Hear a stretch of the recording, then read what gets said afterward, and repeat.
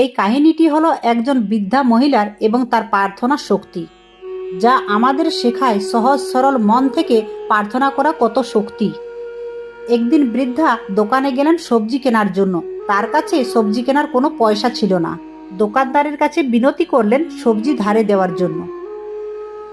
দোকানদার রাজি হলো না, কিন্তু বৃদ্ধা বারবার অনুরোধ করতে লাগলেন। এইবার দোকানদার রেগে গিয়ে বলল, তোমার কাছে এমন কিছু আছে যা তুমি ওজন করতে পারো?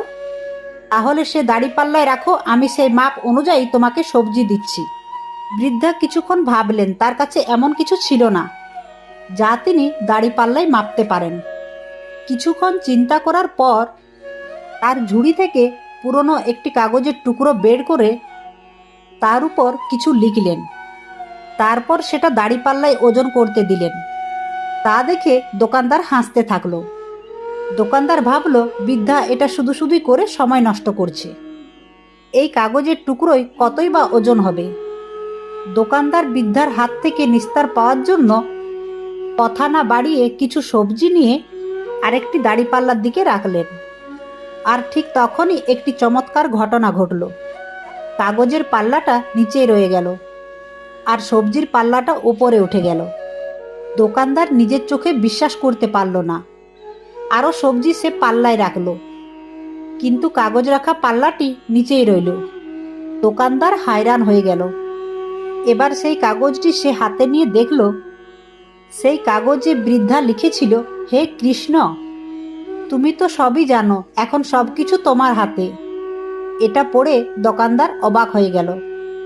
চোখে অজান্তেই জল চলে এলো। বুঝতে পারল ওই বৃদ্ধা মহিলার সবই প্রার্থনার ফল। দোকানদার কিছু না বলে পাল্লায় রাখা সমস্ত সবজি বৃদ্ধাকে দিয়ে দিলেন। এই ঘটনাটি দোকানদারকে একটি অনেক বড় শিক্ষার পাঠ দিল। বুঝতে পারল, মন থেকে যখন সত্যিকারের প্রার্থনা করা হয় তখন সেই প্রার্থনার শক্তি অনেক।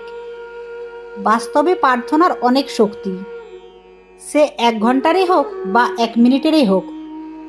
যদি সত্যিকারে মন থেকে সমর্পিত করা হয়, সেই প্রার্থনা ঈশ্বর অবশ্যই শুনতে পান। ভক্তের কথা, ঈশ্বরকে স্মরণ করার জন্য কোনো নির্ধারিত সময় হয় না। সত্যিকারে সমর্পিত মনেই যথেষ্ট। প্রার্থনার সেই শক্তি আছে যা অসম্ভবকে সম্ভব করতে পারে। ঈশ্বর আমাদের সব প্রার্থনা শুনছেন, তাই সঠিক সময়ে সব উত্তর দেবেন।